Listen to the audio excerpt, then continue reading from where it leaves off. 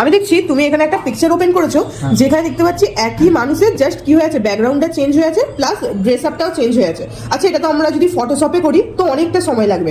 তোমার কি কোনো সহজ উপায় জানা আছে যার মাধ্যমে ফটোশপ আমরা ইউজ করবো না, কিন্তু খুব কম টাইমের মধ্যে আমরা এই ধরনের পাসপোর্ট সাইজ ছবি রেডি করতে পারবো?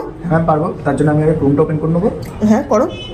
করে এখানে লিখবো কাট আউট,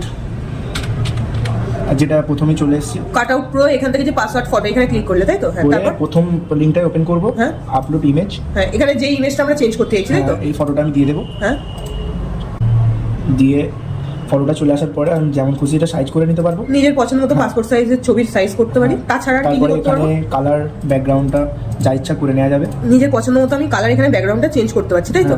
তারপরে এর ড্রেস আপটাও চেঞ্জ করা যাবে। এখান থেকে আমার কি হচ্ছে, বিভিন্ন ধরনের ড্রেস আপ আমি চেঞ্জ করতে পারবো। জাস্ট লোডিং হতে একটু টাইম লাগছে, তাই তো? ঠিক আছে, ভেরি গুড।